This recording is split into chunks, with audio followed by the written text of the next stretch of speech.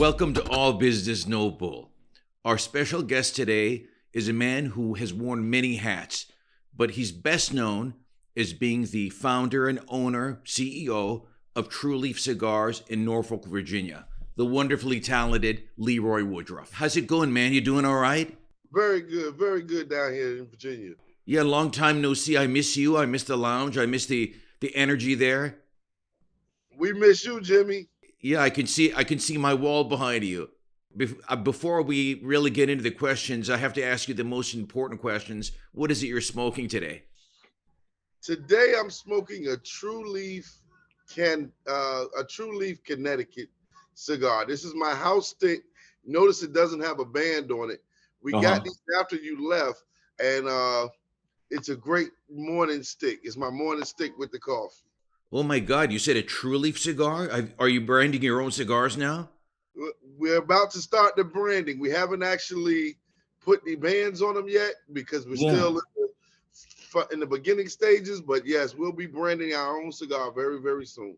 Now, I know there's a Don Carlos cigar out there, but I'm wondering if you might be able to help me in the future brand my own. I'd love to be the one who helps you get that started. Yeah, maybe we can have a little bit of a symbiotic relationship here. That would be great with me. Yeah, you see, we haven't even gotten to the real questions yet. We're already talking business. Isn't that nice? Now, you know what? One of the things I always tell people when I talk with them is I believe that there are millions of Americans who truly want to be successful. They just don't know how.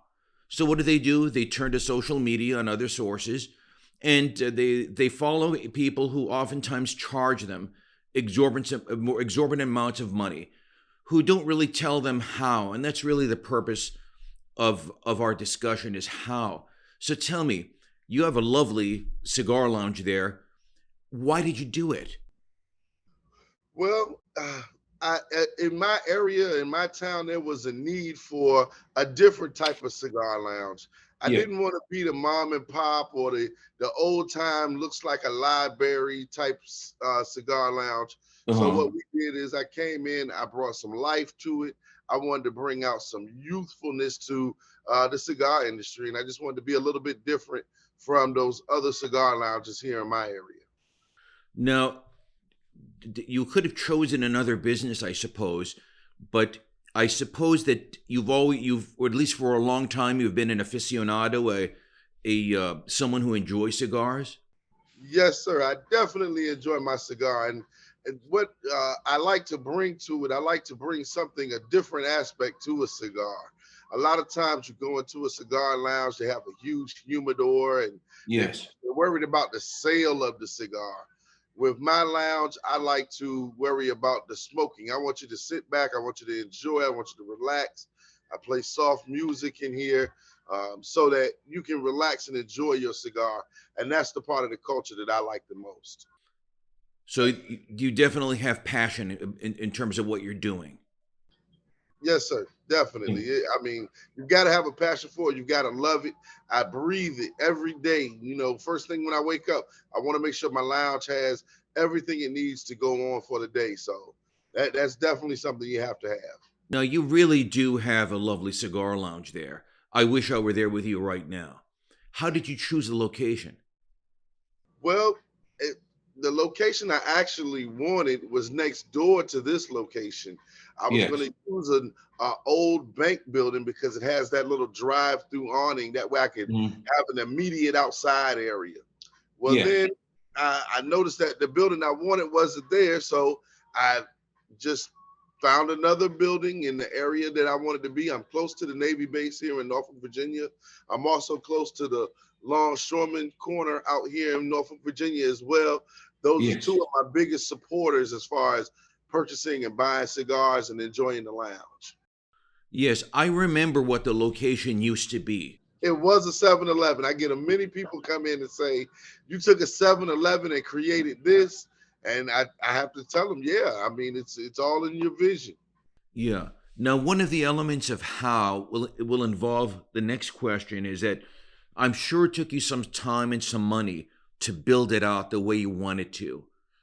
How long did that take? Well, I actually got I found the building in September. By the time I worked out with the landlord, Mr. Sean Calloway, by the time Yes. I worked out the deal with him, it was December when I signed the lease. So I actually got the keys and came in here with my contractor on December the 1st. And we worked diligently through the wintertime, of course. And I was ready to open up March 18th, 2022. That's great. We all hear stories of scrupulous contractors, but it sounds like you pretty much were on schedule. Well, you have to be on top of them. Actually, I was a little bit behind schedule. We Oh, really should have been able to open the 1st of March, but sometimes the shipping delay because of the pandemic, we weren't able to get things as quickly as we had hoped for, or as many things that we needed. But my contractor was very good, very good. Paradise Builders actually came in and he helped me with my vision. I knew what I wanted, but sometimes you don't know what it takes to make that happen. When you get a good contractor, he'll help you create that vision.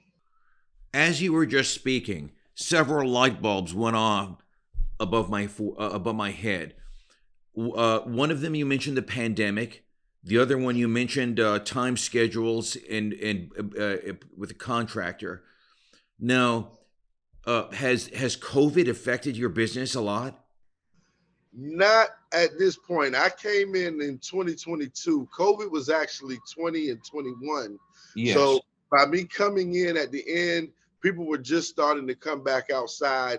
And I feel like I opened up at almost a perfect moment, if there is one, because people were starting to come back outside. They were starting to come and want to enjoy fellowship and socialize again. That's wonderful. Otherwise, do you think COVID would have impacted you significantly? I definitely think it would have impacted my lounge. Now, Yes. I possibly still would have been able to open and sell my cigars, the Yes. retail side of it, but my passion is this lounge. Yes. Yes. And then back to the other light bulb that went on above my head was that we were talking about contractor and scheduling. In order to do all of that, I'm sure that you had to put together a budget. And we can't always see into the crystal ball real well. A business plan is really nothing more than a guess. What did that work out pretty much according to what you budgeted for? I did come very close to meeting my actual budget. There were Yes. some additional things that it took me over my actual budget initially, but those were things that you had to have, things that you needed to make this thing work out the way you wanted it to. The budgeting is crucial. It's crucial that you try Absolutely. to stay within that budget. Uh-huh. Yes.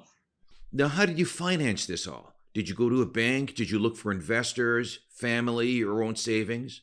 I definitely went through everything. I started out with looking for investors. Then I went to friends and family to see if there was anyone that was willing to come in with me on this. I did have a couple of friends that were very encouraging, and they did put up some money, a little bit, 5,000 here, 7,000 Yes. there.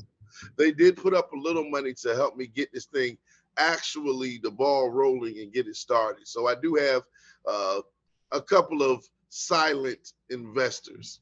All right. So it sounds, and correct me if I'm wrong, it sounds like you basically did a combination of financing through debt and also debt and equity. So you have a few people in your circle that do have some equity. A very small amount. That's good. Yeah, you don't want to sell your business before you get the business rolling. I So agree 100%. Yeah. right. So at this moment, most of them have already been paid back. The money that they've given me, I've been able to give their money back. A lot of times, what I did was I used their money initially.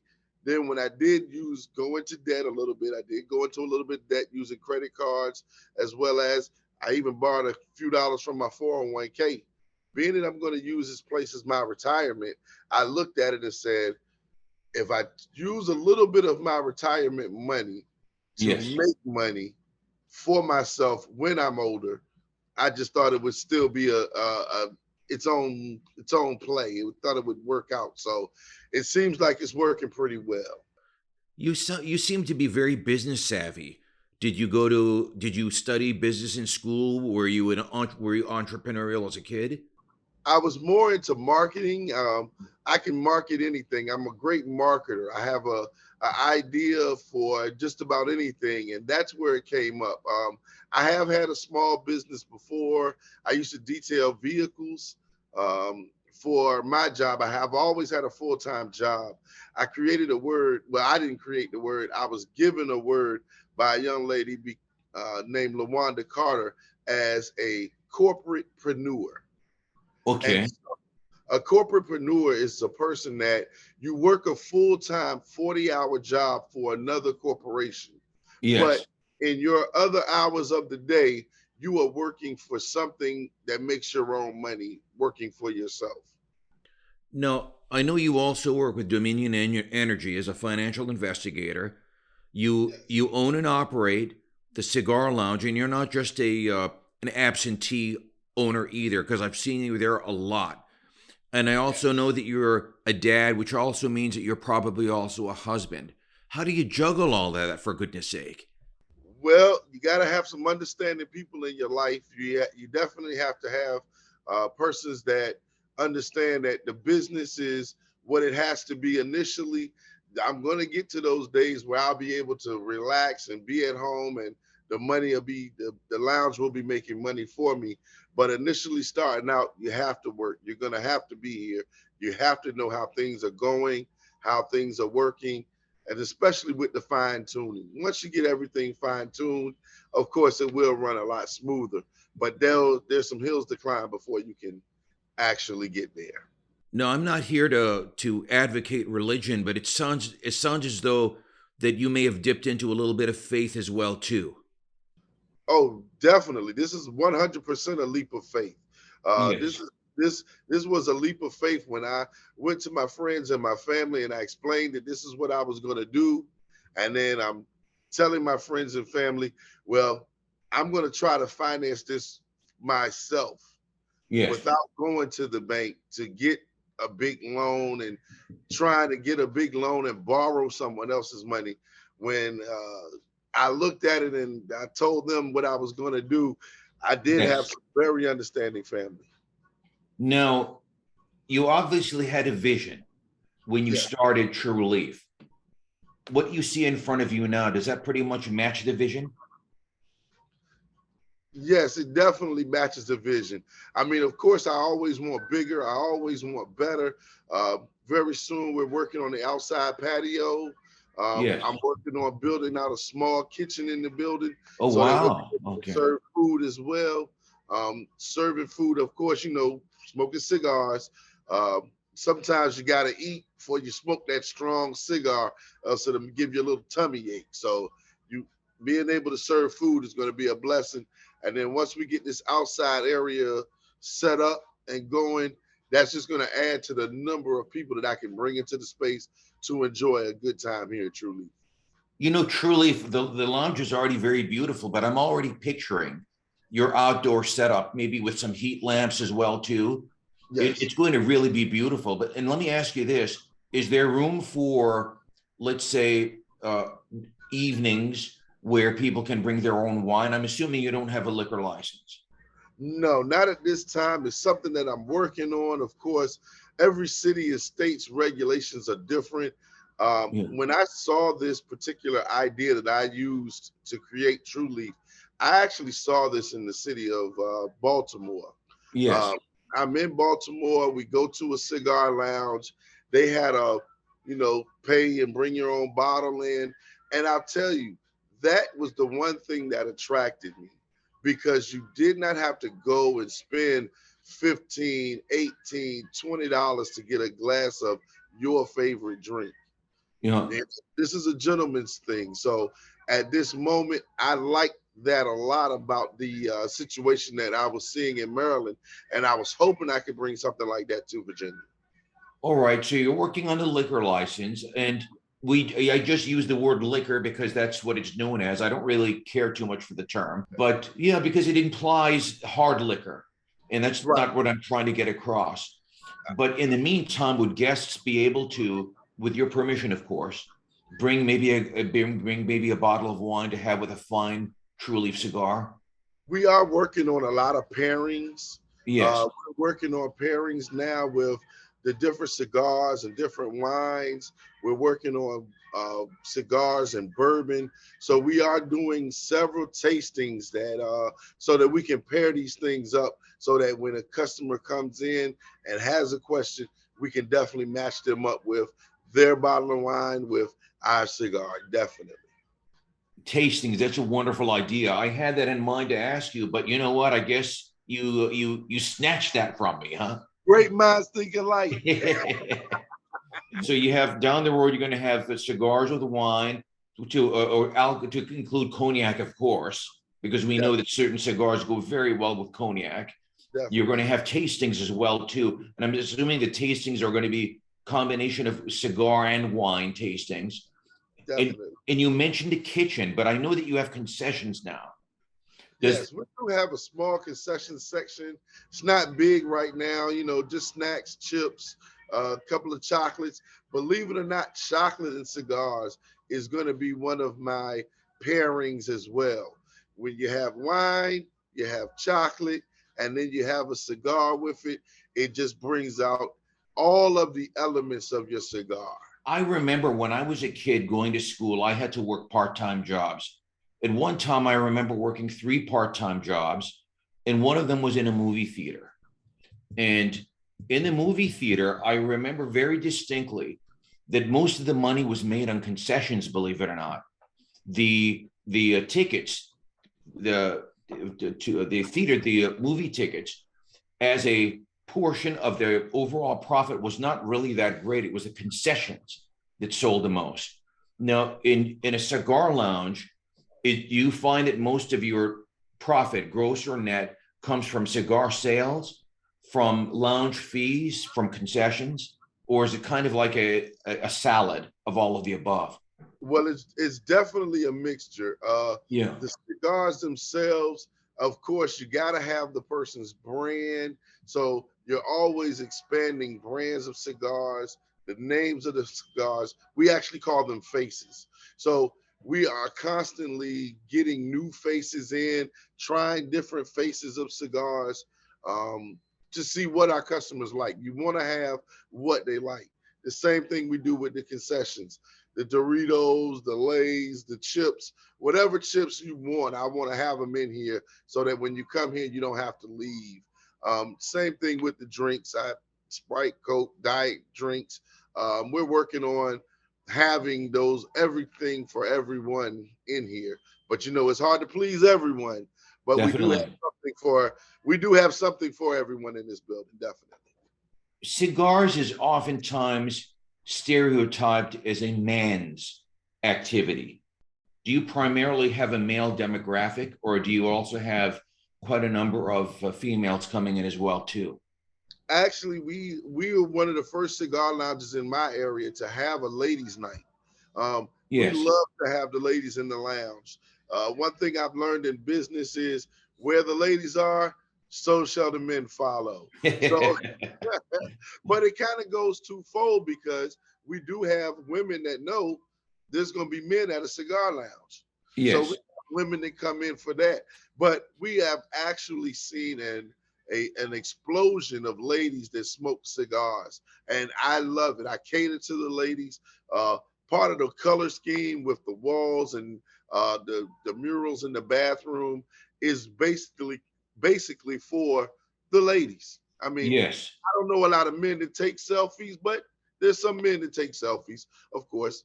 But we cater to the ladies. I mean, we've got a selfie wall in the bathroom for the ladies. Yes. Wall that I'm sitting in front of course, it glows and the color change. Yes. And so it's one of those things that we cater to the ladies, knowing that the men are already going to be here. They're going to love cigars whether ladies are here or not. So we just try to bring those ladies in. When we're dealing with the ladies, it's, in my opinion, super important that we provide an environment that they feel extra comfortable in. Men, men are willing to put up with a little bit of noise, a little bit of raucous, maybe even a little bit of uncleanliness. But with the ladies, we talked about the alcohol before. Yes. We talked about providing a comfortable environment. We're going to play a little bit with words here. Okay. The Cigar Lounge, oftentimes to new neighbors, or if you're the new person in the neighborhood, they may be thinking in terms of the word club rather than lounge. Do you get where I'm going to on this? How have you branded yourself such that they understand the difference between a lounge and a club? Well, I'll tell you, a lounge, it shouldn't have loud music. This is a full-on lounge. Normally, when I think of club, I'm thinking of loud music. I'm thinking of big speakers, boom, boom, boom. I'm thinking of you can't really talk. You can't socialize. You're hollering at your neighbor, or you got to whisper in their ear. This lounge is a social lounge. The yes. TV are always on. Of course, we're showing sports. We're showing the latest and the greatest of things on television. But I don't even want the television to be the focal point of coming to the lounge. My lounge is about being social, having a good time, conversation. And that's what we do. A lot of times I have people come in and this is their de-stress place. They come in, they sit down with their cigar. They're looking at their phone. They might be on the email. Of course, we have Wi-Fi for you. So they come in, and I want them to relax. I want them to be able to not have music banging so loud they can't think. I want you to be able to speak to your neighbor. We do a lot of social events as far as community and things like that. So we like to have people that don't know each other. This is one of the famous things about my lounge. In my lounge, you'll have Navy chiefs, Navy captains sitting next to a locksmith. Yeah. You'll have a CEO of a company sitting next to somebody that works just a regular job. The lounge, to me, is to level the playing field. Yes, there is a definite leveling democracy. Yeah, and that's what I love about our lounge is no matter who you are, no matter what you do for a living, when you come into this lounge, you are a star. You can be heard by anyone that wants to listen, and that's what we do. You want to conversate, we want to talk to you, and that's what we basically do here at Tru Leaf. I remember one of many times that I visited your lounge. I had a cup of coffee that actually was surprisingly good. I never imagined that I would get such a good cup of coffee in a cigar lounge. Now, you also mentioned, we touched on just a moment ago, people congregating, locksmiths sitting next to CEOs.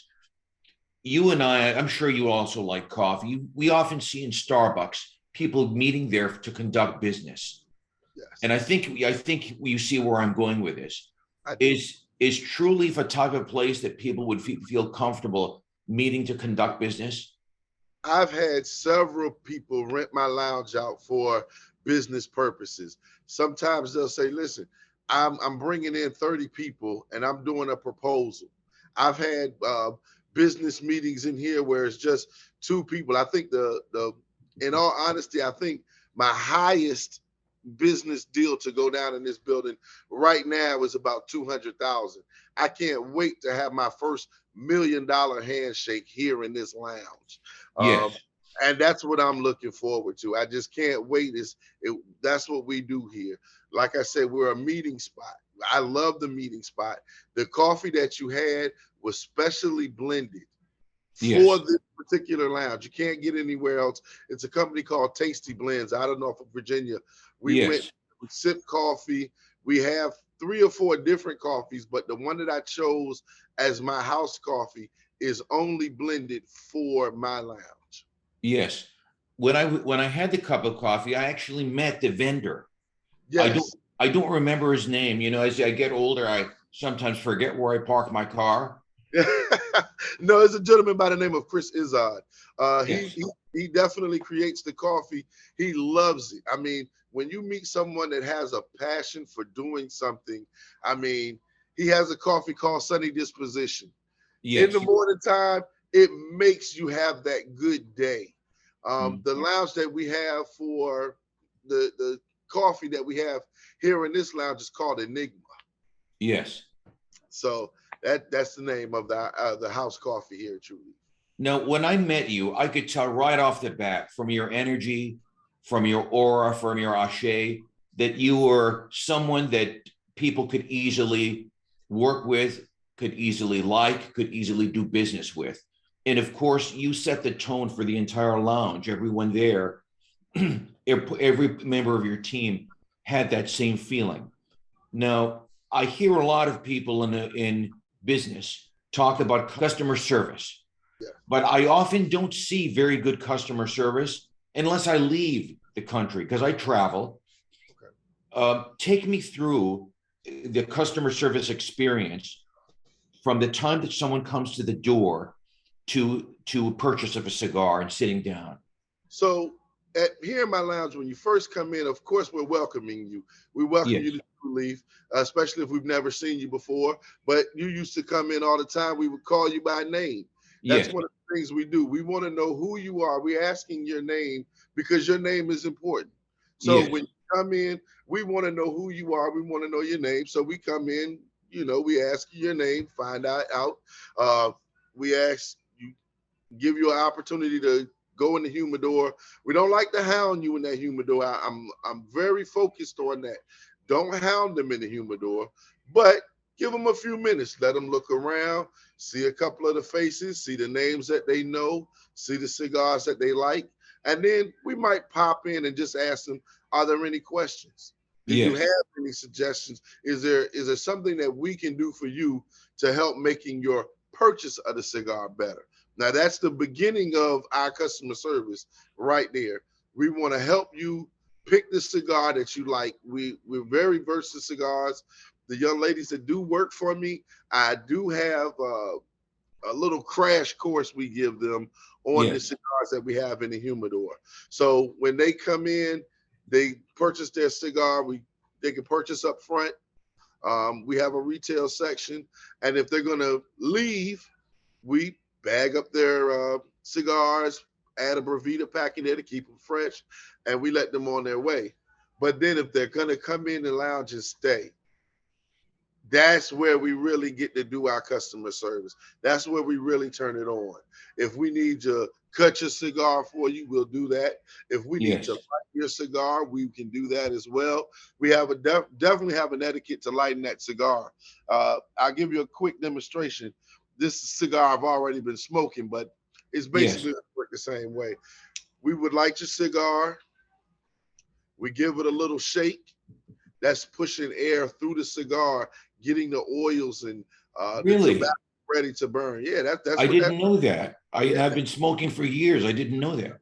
yeah, that's how you light your cigar, and then you're Uh, just toasting it on the end. You're toasting it. So uh, as toasting, you see how far my flame is back. You'll see yes. people jam the fire. You don't have to do that. It's a torch, so you just flaming the cigar on the end. Uh, After you take it a few times, you see that it's lit. You give it to the customer, and you never hold it by their mouthpiece. You always hold it by the foot, and you hand them their cigar. Once they get their cigar, they come on in, and that's when we really get to do our service thing as well inside the lounge. We ask them if there's anything we can get them, whether it's coffee, tea, a soda, soft drink, water. We have Crystal Light. We have different things for them. If they want snacks, we give them snacks. That's one of the things that I pride my lounge on is service. When you come into my lounge, all you do is sit down.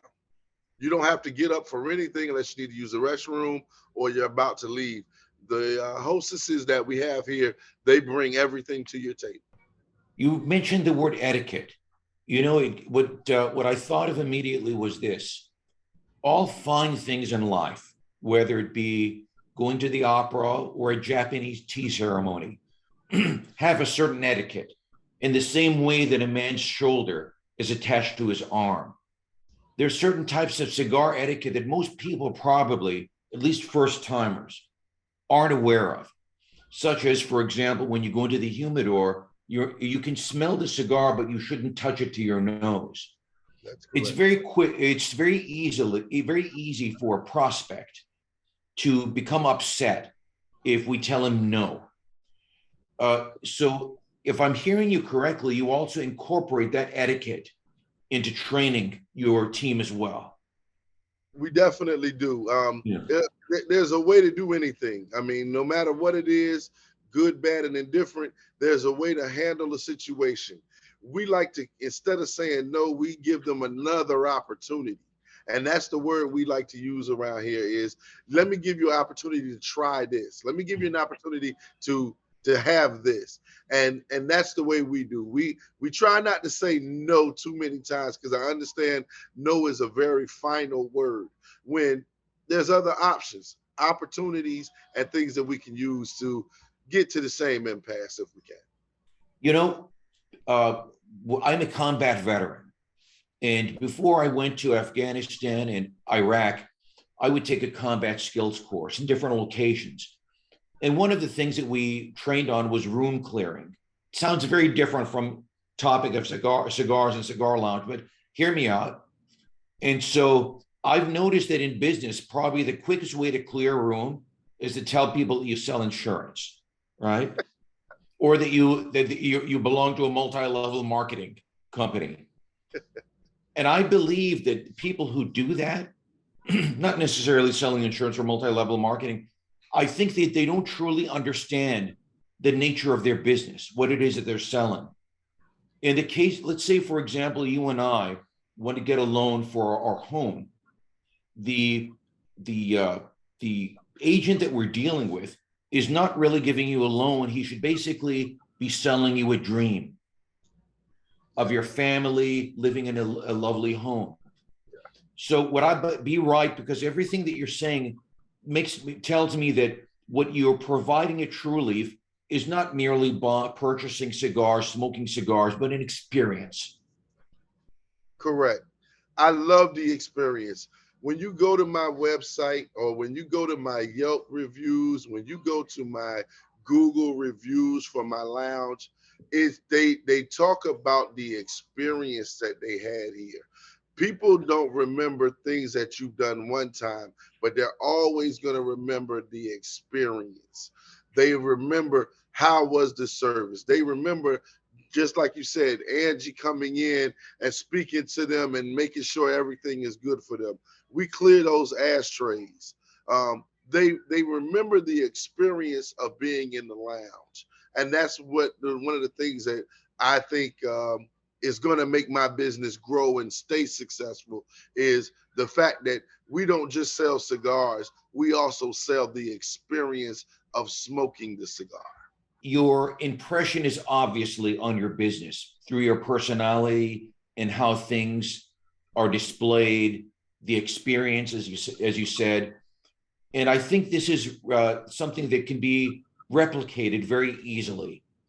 Are you thinking about maybe expanding into other locations? I definitely am thinking about expanding into other locations.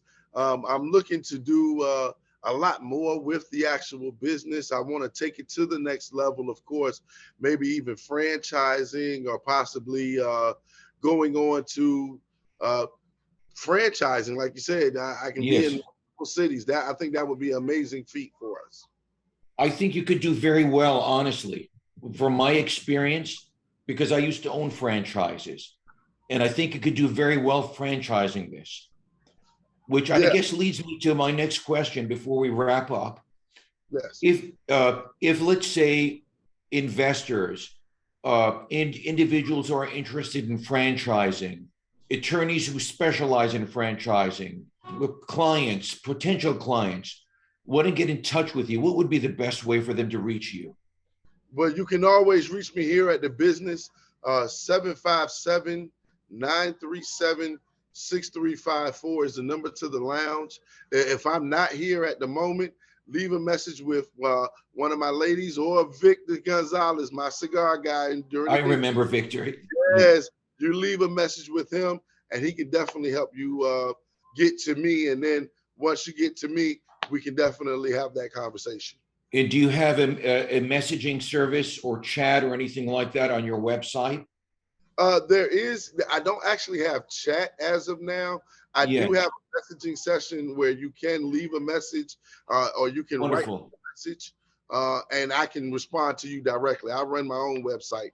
Once again, I'm one of those in the business owners. So I'm not off somewhere in a foreign country. I'm here at the business every day, working, looking at those emails, looking at those information. So you can definitely contact me on my website, www.truleafva.com. That is trueleafvirginia.com. And do you also offer memberships too? I do have a membership. We also have lockers where some people, you know, they want to leave their cigars in their locker. They don't like them at the house. Their wife doesn't like the smell of them. You don't even have to worry about that. We offer a locker, $60 a month, and you'd be able to keep your cigars here at the lounge. Whenever you come in, you unlock your locker. That's like a VIP service. You come right in and you smoke your cigars. That's wonderful. Where do you see yourself in 10 years, Leroy? Hopefully with 5 Tru Leafs in 5 different cities. God willing, I hope so. Well, thank you so very much, Leroy, for joining us. I really do appreciate it. I wish you the best. I wish you well. I wish you good fortune. Thank you. Please don't hesitate. Whenever you're in my city, come back and see me. If you've watched this video and you want to meet me in person, please, I'm at 8011 Hampton Boulevard, Norfolk, Virginia, 23505. Ladies and gentlemen, Leroy Woodruff, president of Tru Leaf Cigars, our special guest today on All Business No Bull. I'm Don Carlos. Please don't forget to like, subscribe, and send us your questions. We'll see you next time.